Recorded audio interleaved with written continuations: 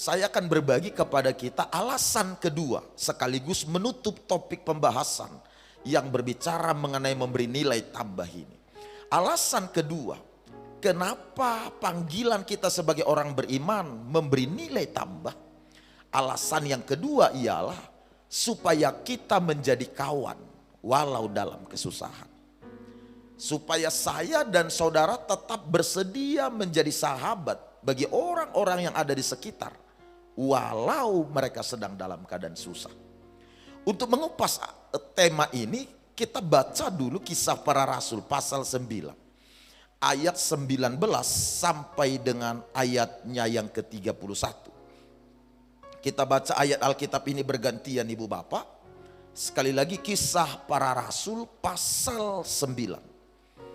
Ayat 19 sampai ayat 31. Kalau saudara bawa Alkitab, kitab manual silakan buka.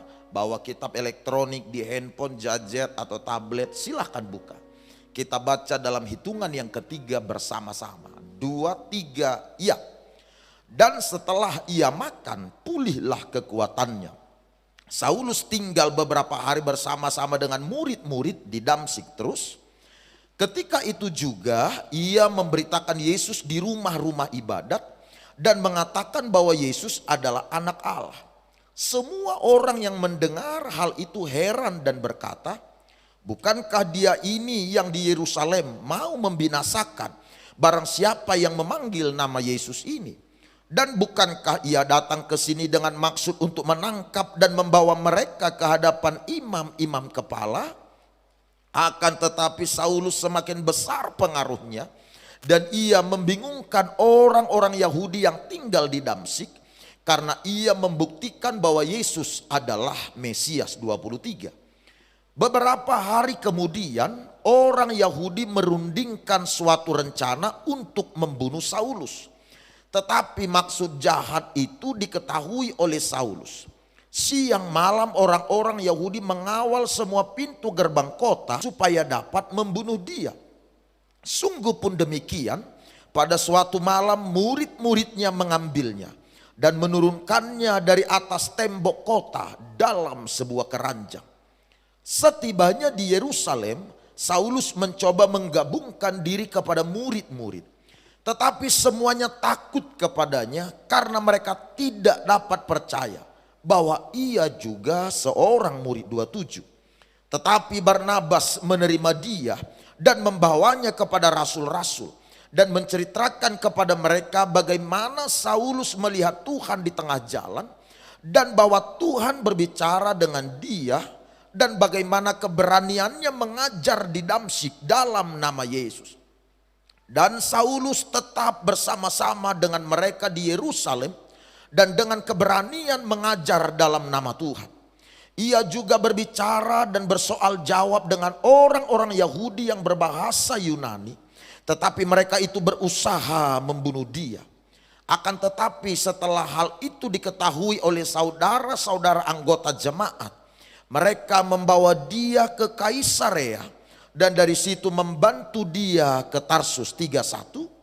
Selama beberapa waktu jemaat di seluruh Yudea, Galilea dan Samaria berada dalam keadaan damai.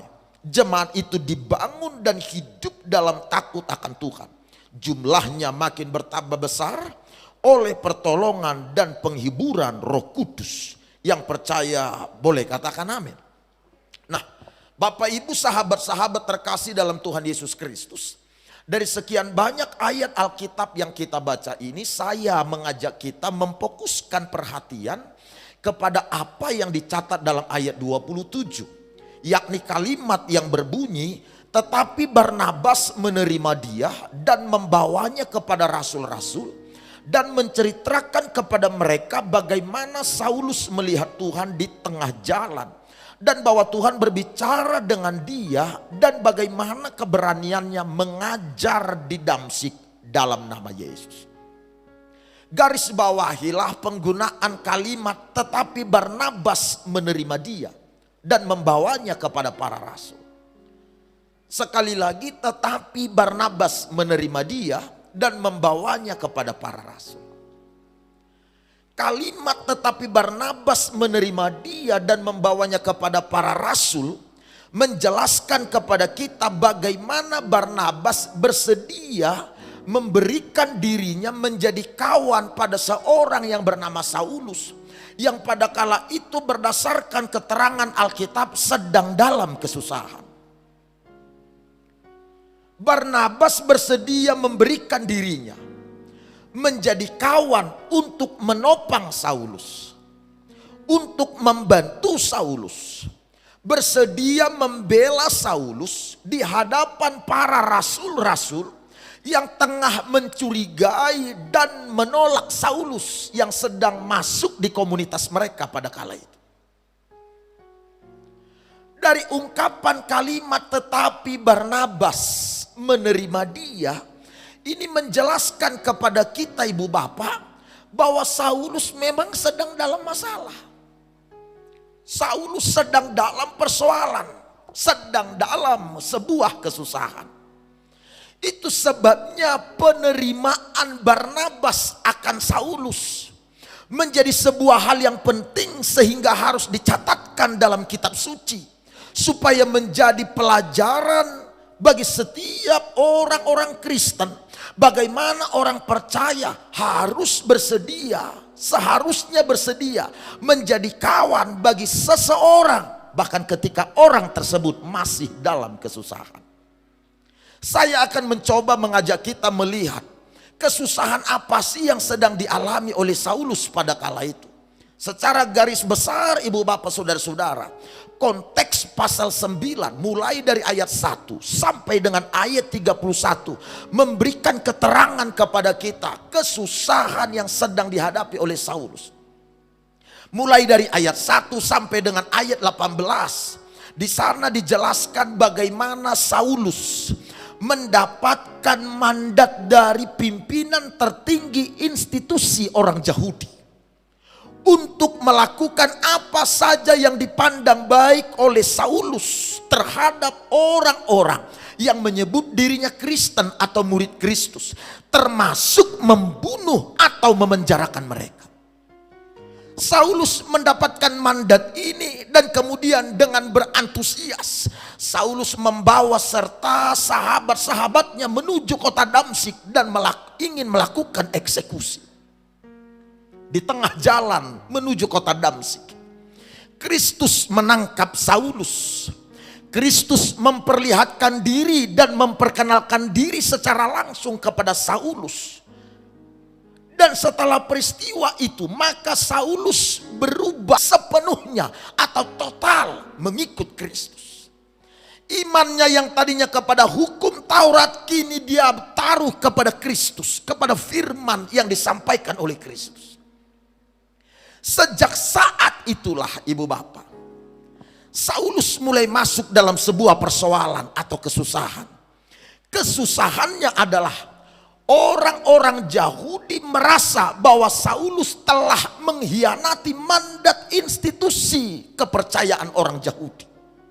Oleh karena itu orang Yahudi melakukan sebuah aksi mencari, memburu untuk menemukan Saulus, supaya Saulus diperlakukan sama sebagaimana orang Kristen atau murid Kristus lainnya. Apakah dia dipenjarakan atau dibunuh? Bayangkanlah ibu bapak tadinya ingin membunuh orang-orang Kristen, sekarang malah masuk Kristen. Luar biasa bukan?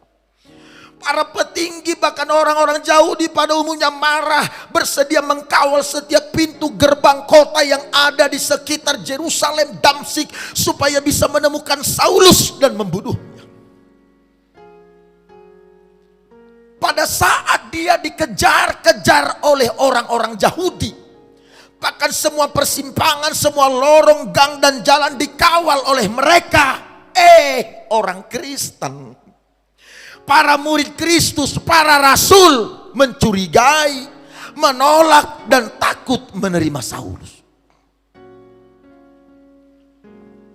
Saulus nyaris tidak punya kawan ibu bapak.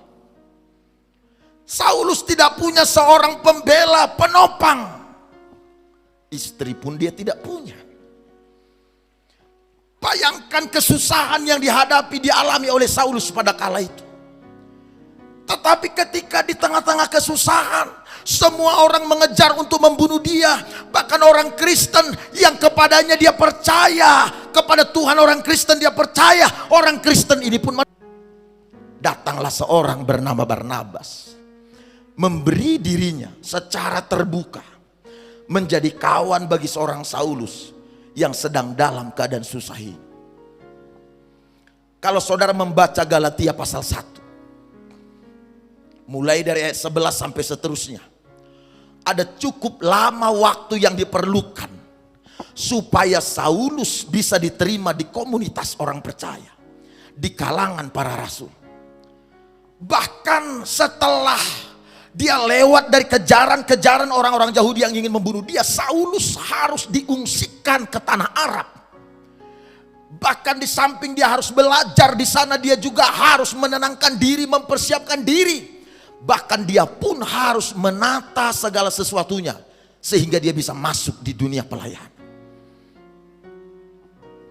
Ibu bapak, seandainya Barnabas, ini berandai, seandainya Barnabas tidak bersedia memberikan dirinya menjadi kawan bagi Saulus yang sedang dalam kesusahan itu, dan semua para rasul menolak dia, saya khawatir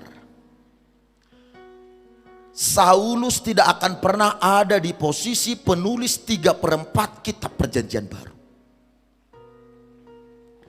Seandainya Barnabas tidak bersedia memberikan dirinya secara terbuka menjadi kawan bagi Saulus yang sedang dalam kesusahan dan yang memang baru dia kenal. Seandainya Barnabas tidak bersedia memberikan dirinya menjadi kawan bagi Saulus, saya khawatir jangan-jangan Saulus tidak akan pernah dicatat sebagai tokoh iman paling penting dalam Perjanjian Baru, bahkan menjadi rasul terbesar sepanjang sejarah gereja. Kisah ini mengajarkan kita, ada banyak orang-orang di luar sana yang sejatinya memiliki potensi, memiliki impian dari Allah, panggilan ilahi dari sorga untuk bisa dia wujudkan. Tetapi kemudian karena tidak ada orang-orang, karena banyak orang-orang percaya, orang-orang Kristen tidak bersedia menjadi kawan hanya karena dia susah, hanya karena dia miskin, hanya karena dia seorang sengsara, hanya karena dia bukan berasal dari keturunan tertentu. Ada banyak orang tidak bersedia menjadi kawan bagi mereka ini. Sehingga apa yang merupakan impian Allah, apa yang merupakan potensi, karunia, talenta, bakat yang luar biasa yang Allah sudah taruh dalam dirinya, tidak pernah muncul ke permukaan. Dan dia tidak pernah bisa mewujudkannya menjadi kenyataan. Karena ada banyak orang tidak bersedia secara terbuka memberikan dirinya menjadi kawan hanya karena mereka orang susah, hanya karena mereka bukan orang berpendidikan, hanya karena mereka barangkali orang terbelakang, orang yang berasal dari daerah-daerah terpencil dan lain sebagainya. Sobat, menjadi kawan pada saat orang senang itu biasa. Kalau ada orang kaya raya, sukses, mengalami promosi, mendapatkan pencapaian-pencapaian luar biasa sepanjang karirnya, reputasinya bagus, ada banyak orang berlomba bersedia menawarkan diri menjadi kawan bagi mereka, bukan? Tetapi itu juga dilakukan oleh orang yang tidak percaya. Bagaimana menjadi kawan dalam keadaan orang sedang susah? Saya ingin mendorong kita semua, jadilah anak-anak Tuhan yang berani mempercayai seseorang bahkan sebelum orang tersebut dipromosikan. Jadilah orang-orang beriman, orang-orang Kristen yang berani menolong, membela, membantu, menjadi kawan bagi seseorang bahkan saat orang-orang mencurigai, saat orang-orang menolak, bahkan saat orang-orang mengabaikan.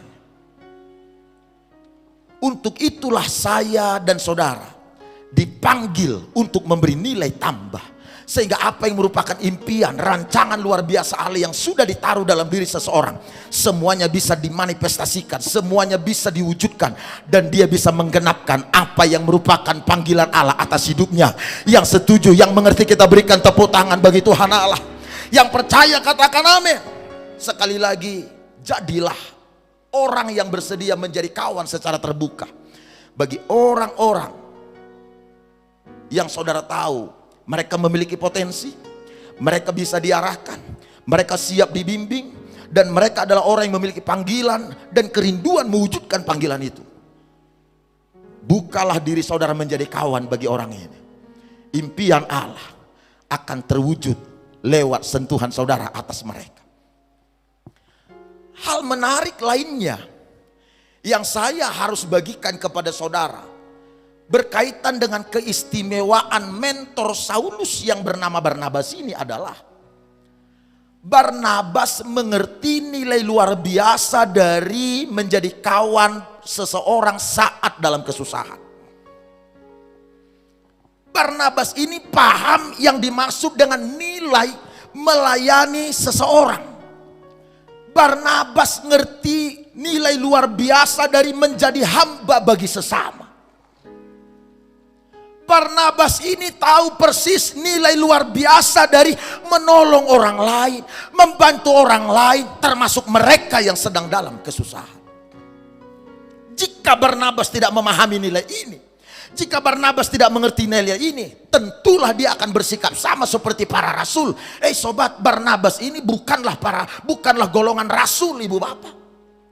Dia hanya seorang murid yang percaya pada Yesus, yang kemudian dia memberikan hidupnya sehingga dia disebut sebagai anak penghiburan. Dia bukan rasul sama seperti yang lain, tetapi kemudian komitmennya luar biasa, pengertiannya luar biasa, pengertiannya akan nilai dari menjadi kawan pada seseorang yang sedang dalam kesusahan, atau nilai dari memberi nilai tambah atau melayani orang lain menjadi hamba bagi sesama.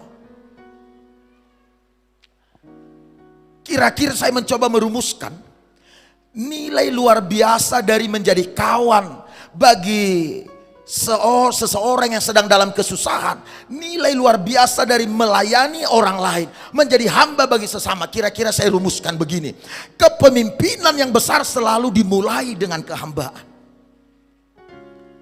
Saya yakin Barnabas memahami ini, bahwa untuk bisa menjadi seorang yang besar, bersedialah menjadi orang yang bisa menolong dan mendorong orang lain menjadi besar.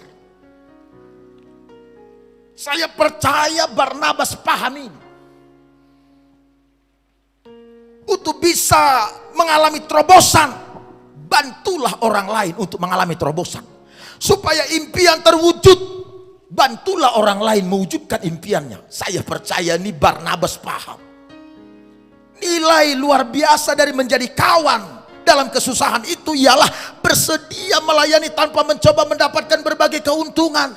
Apa yang diharapkan Barnabas dari Saulus? Padahal Saulus sedang dalam kesusahan. Gak ada apapun yang bisa diharapkan dari Saulus, ibu bapak. Tetapi Barnabas bersedia menolong, Barnabas bersedia membantu, Barnabas bersedia membela Saulus di hadapan para rasul. Sehingga Saulus untuk sementara waktu bisa diterima di lingkungan para rasul karena Barnabas menjamininya. Luar biasa bukan? Nilai luar biasa berikut dari menjadi kawan dalam kesusahan adalah sebelum mencari cara untuk mendapatkan, carilah cara untuk memberi. Ini dimengerti oleh Barnabas. Dia mencoba mencari kesempatan bagaimana dia bisa melakukan sesuatu yang positif, yang berarti, yang bernilai pada seseorang.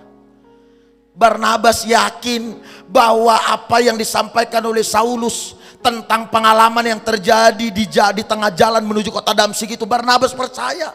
Saulus berkata, aku ketemu Tuhan, Tuhan bicara pada saya, ada cahaya, bla bla bla bla bla. Ketika Saulus bicara ini kepada Barnabas dan para rasul, yang lain menolak, ragu. Barnabas menerima dan percaya penuh dan mendukung apa yang dia sampaikan. Barnabas tahu orang ini butuh dukungan, orang ini butuh teman, orang ini butuh penopang. Ada rencana Allah luar biasa melalui orang ini yang akan Allah kerjakan. Dan kemudian Barnabas menawarkan dirinya secara terbuka. bersedia menjadi kawan bagi Saulus. Lihatlah apa yang terjadi.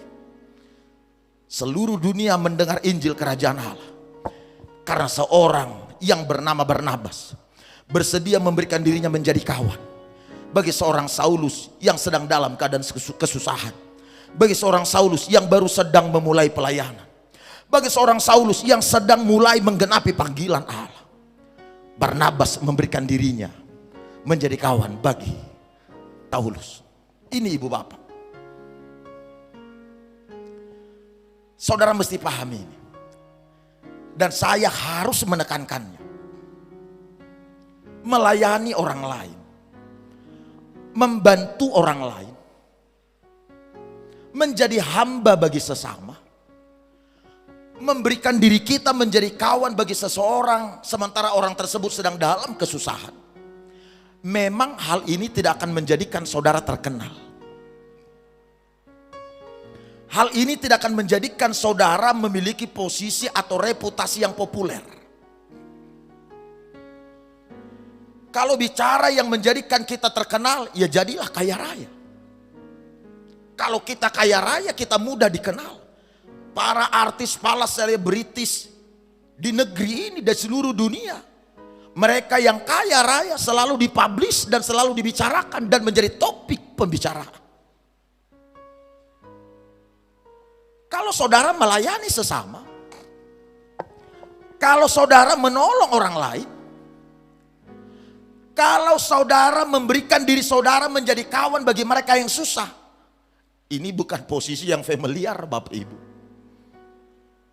Ini tidak akan menolong saudara menjadi populer.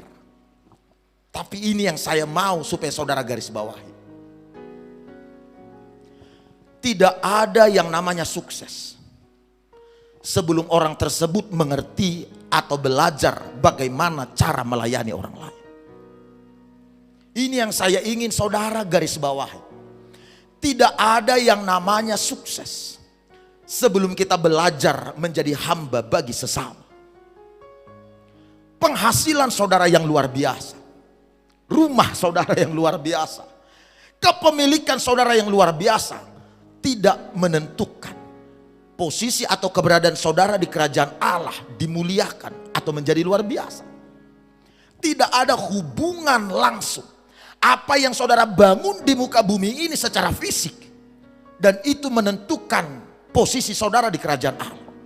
Satu-satunya hal yang membuat saudara dimuliakan di kerajaan, satunya hal yang membuat saudara besar di kerajaan Allah, apabila saudara bersedia melayani sesama, bersedia menjadi hamba, bersedia menjadi kawan bagi seseorang saat orang tersebut sedang dalam kesusahan.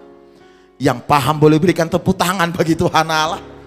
Tepuk tangannya yang mantap, yuk, haleluya. Karena itulah Yesus menegaskan kepada para rasul sebelum penangkapan Yesus. Dia berkata dalam Matius pasal 20 ayat 26 sampai 27. Kita baca sama-sama ayat Alkitabnya Bapak Ibu. 2-3 ya. Tidaklah demikian di antara kamu. Barang siapa ingin menjadi besar di antara kamu, hendaklah ia menjadi pelayanmu.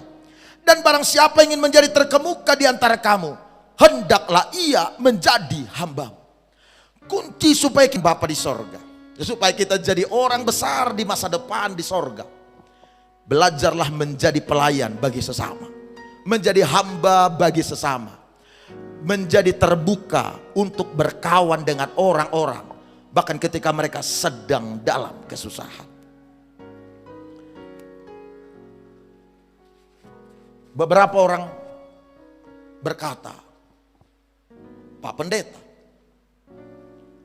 saya melakukan yang baik, tapi kemudian saya diabaikan. Itulah yang membuat saya tidak lagi mau melakukan hal yang baik. Trauma dan rasa sakit masa lalu menjadi alasan buat saya untuk tidak melakukan hal baik di kemudian. Mungkin saudara pernah mengalami persoalan seperti itu. Tapi ini nasihat saya. Hal baik sekecil apapun yang saudara berikan kepada seseorang, berikanlah tanpa mengharapkan dia membalaskan sesuatu yang baik kepada saudara di masa depan.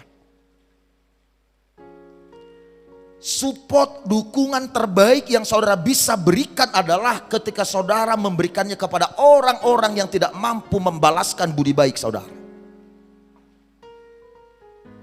Makanya Yesus ngomong, segala sesuatu yang tidak kamu perbuat pada saudaraku yang paling hina ini, kamu tidak perbuat untukku. Kemudian Yesus bicara kepada kelompok yang lain, apa yang sudah kamu perbuat pada mereka yang paling hina ini, kamu sedang perbuat untukku. Yesus ingin menjelaskan, semua kita bisa menemukan Yesus di kehidupan orang-orang yang susah, yang tidak bisa membalaskan budi baik yang saudara berikan kepada mereka. Yang mengerti boleh berkata amin. Karenanya ibu bapak, jangan saudara ragu untuk menjadikan diri saudara kawan hanya karena dia orang susah. Asal sekali lagi, kalau saudara mengetahui dia punya potensi, saudara tahu dia punya bakat, dia punya talenta, dia siap diarahkan, dia bisa dibimbing, dia berantusias untuk mencapai impian atau rancangan Allah atas hidupnya, berikan diri saudara menjadi kawan pada mereka. Berikan sentuhan-sentuhan, berikan dukungan-dukungan. Saudara akan melihat bagaimana luar biasa Allah memakai orang ini melalui hidup saudara. Sering sekali Allah menghubungkan kita dengan orang-orang yang susah, bukan karena kebetulan atau bukan karena Allah kurang kerjaan, tetapi sebaliknya karena Allah ingin supaya kita menjadi berkat bagi orang ini. Allah ingin supaya kita menjadi perpanjangan tangan Tuhan untuk memberikan apa yang Allah ingin berikan kepada dia melalui kita. Bukan Allah tidak mau menjawab doa mereka. Kitalah yang sering sekali menahan jawaban doa, sehingga apa yang mereka doakan tidak pernah terwujud menjadi kenyataan. Padahal Allah sudah menuntun, memimpin supaya kita yang Tuhan pakai menjadi jawaban atas doa mereka. Sobat, kalau tetangga saudara punya masalah, sahabat saudara punya persoalan, teman saudara punya problem, jangan pernah anggap enteng. Tidak kebetulan saudara dihubungkan dengan orang tersebut. Terbukalah menjadi kawan bagi mereka yang sedang dalam kesusahan. Roti yang saudara lempar ke air, lama kemudian akan kembali kepada saudara. Saya suka dengan kesaksian yang dikemukakan oleh seorang dokter ternama di era 1895, Howard Kelly. Dokter Howard Kelly sebelum menjadi dokter, sebelum sukses, sebelum membuka Universitas John Hopkins yang ternama, Kelly berjalan-jalan ke suatu desa. Saat dia berjalan dari satu desa ke desa lain, dia kehausan. Kemudian dia mengetok sebuah rumah dengan mengharapkan dia bisa mendapatkan secangkir air dari sumur yang mereka punya. Ketokan Kelly ini dibuka oleh seorang wanita remaja pada kala itu. Dalam kesaksiannya, Howard Kelly berkata, waktu dia meminta segelas air putih dari sumur yang mereka punya, wanita remaja ini malah menyuguhkan segelas air susu bersama roti.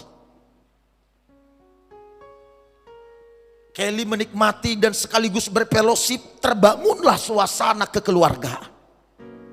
Kemudian mereka berpisah, lama tidak berjumpa. Kelly Tuhan pakai, Tuhan berkati menjadi luar biasa. Dia menjadi dokter ternama dan kemudian membangun sebuah universitas yang sangat ternama, John Hopkins. Saudara, wanita remaja yang pernah memberi yang baik pada Kelly, setelah dia menikah, sakit dan harus diambil tindakan operasi. Nggak ngerti bagaimana wanita yang sakit ini, kebetulan dokter yang menangani adalah Kelly. Terjadi pertemuan tanpa sengaja dan tanpa disadari. Kelly sekalipun tidak mengetahui itu. Kalau ini adalah wanita yang kemarin tidak pernah ada komunikasi. Tapi kini Kelly mengerti. bahwa dia adalah wanita remaja yang pernah menyuguhkannya secangkir susu bersama roti pada saat Kelly kehausan. Setelah perawatan berjalan dengan baik, wanita ini mulai sehat pulih dan hendak kembali ke tempatnya. Seorang perawat datang membawa kwitansi pembayaran plus kertas putih bertuliskan tangan yang tebal. Tulisan tangan tebal di atas kertas putih itu berbunyi, sudah dibayar lunas dengan roti, dengan susu segelas dan roti. Itu peristiwa yang sudah lama sekali. Ibu bapak, ini memberitahukan kepada kita, pengalaman ini menjelaskan hal kecil sekalipun yang saudara berikan kepada seseorang kelak akan menguntungkan saudara atau orang-orang yang saudara kenal atau keturunan saudara. Hal kecil sekalipun yang saudara berikan kelak akan menguntungkan kita di hari-hari yang tidak terduga. Karenanya terbukalah menjadi kawan bagi orang-orang saat mereka sedang dalam kesusahan. Yang setuju boleh kita berikan tepuk tangan bagi Tuhan Allah. Saat-saat goncangan yang terjadi di seluruh dunia akibat COVID-19 ini, ada banyak orang sedang bergumul, sedang hidup dalam belenggu, kesusahan, permasalahan. Terbukalah menjadi kawan bagi mereka. Saudara barangkali berkata, Pak, saya tidak punya sesuatu untuk bisa saya berikan. Saya tidak punya teman, Pak, bagaimana saya bisa menjadi kawan? Seorang pakar sosiolog pernah melaporkan, orang pemalu atau seorang pendiam sekalipun selama hidup berpotensi berhubungan dengan setidaknya 10.000 orang. Orang pendiam sekalipun. Kalau seseorang berpotensi selama hidup memiliki hubungan atau teman atau terhubung dengan kontak setidaknya 10.000 orang selama hidup, bukankah itu berbicara mengenai bahwa kita punya potensi untuk mempengaruhi orang-orang yang terkontak dengan kita, itu yang terhubung dengan kita, yang kita kenal, yang kita ketahui. Inilah tantangan saya untuk saudara sekalian pada hari ini. Bicaralah kepada orang-orang yang berarti pada hidup saudara. Carilah, luangkanlah waktu untuk mencari orang-orang untuk bisa saudara bantu, saudara support. Apapun yang saudara miliki dibutuhkan oleh orang-orang yang sedang dalam kesusahan, yang ada di sekitar kita atau yang ada di luar sana. Berilah dia semangat, beri dia motivasi, beri dia dukungan, berikan dia doa. Kalau saudara memiliki berkat, berikanlah keuangan untuk kebutuhan-kebutuhan hidupnya sehingga tercukupi. Berikanlah doa, bahkan sentuhan-sentuhan lainnya. Saya dan saudara dipanggil untuk memberi nilai tambah dan bersedia menjadi kawan pada saat orang-orang sedang dalam kesusahan sekalipun. Sekali lagi yang setuju tepuk tangan yang hebat bagi Tuhan Allah kita. Coba lihat ibu bapak. Pepatah lama berkata, jalan menuju tahta dengan menjadi hamba. Saya ulang sekali lagi, jalan menuju tahta dengan menjadi hamba. Kalau saudara mengerti jalan menuju tahta adalah dengan menjadi hamba, ketika saudara bersedia atau memutuskan untuk memberikan diri saudara menjadi kawan bagi orang-orang yang sedang dalam kesusahan, ketika saudara memutuskan untuk bersedia menjadi hamba bagi sesama, melayani orang lain, menolong dan membantu orang lain, ketika saudara bersedia atau memutuskan hal ini untuk saudara lakukan, itu adalah keputusan terbaik yang pernah saudara lakukan sepanjang sejarah dan untuk jangka waktu yang sangat lama. Oleh karena itu jangan pernah mengira tidak ada hal baik apapun yang bisa saudara berikan kepada seseorang. Tidak ada seorang sahabat pun yang bisa saudara jadikan menjadi kawan. Dengar kawan, ada banyak orang berhasil, ada banyak orang luar biasa, tetapi mereka bukanlah orang-orang yang tergolong hebat.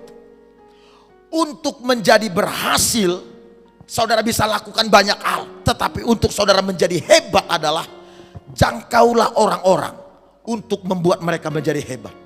Bantu dan tolonglah orang-orang sehingga mereka menjadi orang-orang yang hebat. Karena itu carilah kesempatan di mana saudara bisa menjadi kawan bagi orang-orang yang sedang dalam keadaan kesusahan. Jangan menutup pintu rumah saudara. Jangan menutup hati saudara dari mereka-mereka yang ada di sekitar saudara. Tawarkanlah diri saudara menjadi kawan bagi mereka semua. Allah memperhatikan dari sorga. Allah mencatat dari sorga. Dan Allah siap memberikan upah bagi kita. Segelas air putih pun yang kita berikan pada mereka yang paling hina, Allah tidak melupakan dan tidak mengabaikan apa yang kita berikan.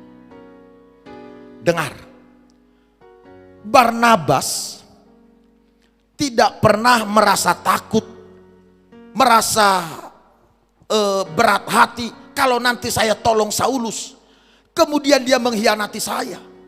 Kalau nanti saya tolong Saulus, kemudian dia lebih terkenal dari saya. Kalau nanti saya tolong Saulus, kemudian dia melupakan saya. Betapa kecewanya saya. Mungkin pemikiran itu pernah singgah di benaknya Barnabas. Tetapi Barnabas memilih untuk menepiskannya atau mengabaikannya. Pemikiran yang sama sering muncul dalam diri kita tentunya, bukan? Saya tolong dia, dia hianati saya. Saya bantu dia, dia lawan saya. Saya kerjakan yang baik, malah dia lakukan hal-hal yang buruk. Sobat, saya ingin mengajak kita belajar dari Barnabas. Dan saya pun harus terus menerus belajar dari sang mentor yang hebat ini. Dengar kawan, kalau saudara membaca perjalanan pelayanan Barnabas bersama dengan Saulus sepanjang kitab Kisah Para Rasul, saudara akan menemukan reputasi dan pengaruh Barnabas tertutupi oleh reputasi dan pengaruh Saulus di kemudian. Bahkan orang-orang nyaris tidak pernah mengenal dan mendengar nama Barnabas di urutan paling pertama. Selalu Saulus yang telah berubah menjadi Paulus. Selalu Paulus, selalu Paulus, selalu Paulus. Bahkan ketika satu waktu terjadi perselisihan antara Barnabas dan Saulus, sehingga mereka berpisah, Alkitab mencatat itu perselisihan yang sangat dalam. Berpisah. Barnabas tidak trauma atau tidak menghentikan panggilannya untuk terbuka menjadi kawan bagi orang-orang yang sedang dalam kesusahan. Dia bertemu dengan Yohanes yang disebut Markus. Yohanes yang disebut Markus ini adalah orang muda yang melayani dan kemudian ditolak oleh Paulus. Paulus pun menolak. Tetapi Barnabas memilih mementor, membimbing Yohanes yang disebut Markus ini. Hasil dari hal baik yang dilakukan oleh Barnabas terhadap Yohanes yang disebut Markus, Markus kemudian diduga menjadi penulis kitab Injil Markus. Ketika Barnabas mementor Saulus, Saulus menjadi penulis 3/4 kitab Perjanjian Baru. Ada perselisihan, tidak masalah. Tidak membuat Barnabas menghentikan niat baik, panggilannya untuk menabur, melakukan hal baik, mementor, membimbing yang lain. Dia mentor Markus yang disebut Yohanes. Markus yang tadinya diabaikan, dianggap tidak komitmen. Markus di tangan Barnabas menjadi penulis kitab Injil Markus. Sobat, dengar. Jangan pernah cemas, khawatir atau takut. Saudara akan dikecewakan, saudara akan ditinggalkan, akan diabaikan. Saya telah membangun dalam diri saya sebuah komitmen. Saya ini kan mementor dan juga menjadi gembala dari banyak jemaat. Mementor para pemimpin, mementor sahabat-sahabat. Dari awal saya sudah berkomitmen dalam diri saya. Jika seandainya suatu saat kelak mereka berpisah dengan saya, saudara berpisah dengan saya, saudara meninggalkan saya, Dengar, komitmen saya adalah saya tidak akan terluka atau kecewa dan tidak akan sakit hati. Saya sudah mengambil keputusan. Melihat hal yang seperti itu, sikap saya adalah berarti tugas saya hanya sampai di batas ini. Berarti tugas saya sudah selesai untuk membimbing dia, untuk mementor dia. Kemungkinan ada yang lain yang sudah Tuhan persiapkan yang akan bertugas untuk melanjutkan pementoran kepadanya, pembimbingan, penggembalaan kepadanya. Inilah yang seharusnya dipahami oleh para pemimpin-pemimpin. Sehingga tidak perlu kecewa, tidak perlu marah, tidak perlu tersinggung, tidak perlu sakit hati. Hanya karena ada satu orang tim berpindah. Hanya karena ada satu orang bermasalah. Hanya karena satu orang berpisah. Anggaplah tugas saya barangkali hanya sampai di sini. Selanjutnya Tuhan sudah persiapkan yang lain. Carilah Yohanes atau Markus yang lain. Temukanlah mereka. Bimbing, mentor. Saudara akan melihat bagaimana hal baik terjadi. Markus tidak akan pernah menjadi luar biasa. Bahkan menjelang akhir hayatnya Paulus, dia meminta supaya Barnabas mengutus Markus untuk menemani Paulus di dalam penjara. Sekali lagi kawan, terbukalah menjadi kawan bagi orang-orang termasuk mereka yang sedang dalam keadaan susah. Saya sampai di slide terakhir. Slide ini selesai, saya selesai. Tolong klik. Semua kita kenal dengan Jonatan dan Daud. Alkitab, khususnya kitab Perjanjian Lama, menceritakan kepada kita Daud ini seorang yang sangat loyal pada Raja Saul. Muda, setia pula. Tapi kecemburuan membuat rajanya, yakni Raja Saul, menginginkan kematian Daud. Peristiwa itu membuat Daud harus lari dan bersembunyi dari satu padang ke padang lain, dari satu gurun ke gurun lain. Dia membutuhkan sekutu atau kawan untuk bisa bertahan hidup. Tahukah saudara, siapa yang dipakai oleh Tuhan menjadi kawan bagi Daud sehingga Daud bisa mencapai impian atau menggenapkan apa yang merupakan rancangan Allah padanya? Yonatan, yang adalah putra mahkota Saul sendiri. Semua orang mengira Yonatanlah yang akan naik tahta menggantikan ayahnya Saul. Kisah itu berlanjut.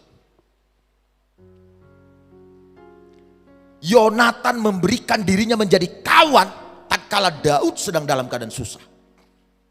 Mereka membangun sebuah janji untuk masa depan. Pendek cerita ibu bapak. Saul dan Yonatan meninggal. Daud naik tahta menjadi raja. Ketika Yonatan memberikan dirinya menjadi kawan pada Daud yang sedang dalam keadaan susah, yang juga pada kala itu sedang dielu-elukan oleh putra putih Israel karena reputasi, prestasi, dan pengurapan Allah yang hebat atasnya. Sebenarnya Yonatan rugi sebenarnya kalau dia berkawan dengan orang yang susah ini yang bernama Daud ini. Karena itu bisa mengancam prestasinya Yonatan ke depan. Semua orang sudah mengharapkan Daud menjadi raja.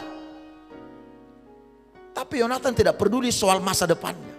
Dia memberikan dukungan kepada Daud. Saudara tahu apa yang terjadi? Yonatan dan Saul meninggal. Daud naik tahta menjadi raja. Kebiasaan para raja-raja mulai dari Perjanjian Lama adalah apabila seorang raja baru naik menggantikan raja yang lama, maka raja baru itu mencari seluruh keturunan raja yang lama untuk dibunuh, karena itu bisa mengancam keamanan kerajaan yang baru itu. Akan bisa muncul balas dendam dan lain sebagainya. Daud melakukan hal yang sama. Cari semua keturunan Saul sampai ketemu, termasuk keturunan Yonatan. Tetapi bukan untuk dibunuh, untuk diangkat menjadi anak mahkota, putra mahkota bagi Daud. Alkitab Perjanjian Lama menjelaskan, bertemulah Daud dengan salah satu putra Yonatan bernama Mefiboset. Kemudian diberikan mahkota, diperlakukan sebagai anak. Dengar, hal baik yang dilakukan oleh Yonatan pada Daud akhirnya memberikan keberuntungan pada keturunan Yonatan. Menjadi kawan dalam kesusahan itu tidak terjadi secara alami, ibu bapak. Hanya karena saudara orang Kristen lalu tiba-tiba tabiat saudara, sifat saudara berubah. Tidak. Menjadi kawan dalam kesusahan seseorang itu butuh komitmen, butuh pengetahuan yang bertumbuh, butuh kesadaran yang sehat, butuh pelatihan dan komitmen yang terus menerus. Karena saudara akan mempertaruhkan hal-hal yang lain. Habis waktu, habis energi, habis finansial dan lain sebagainya. Tetapi sekali lagi, tidak seorang pun bisa disebut sukses sebelum dia mengerti bagaimana melayani orang lain atau menjadi hamba bagi sesama.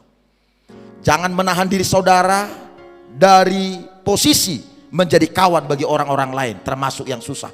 Mulai sekarang berkomitmenlah untuk terbuka menjadi kawan bagi mereka semuanya. Saya mengajak kita menyanyikan nyanyian dan kita akan menyembah Tuhan. Haleluya.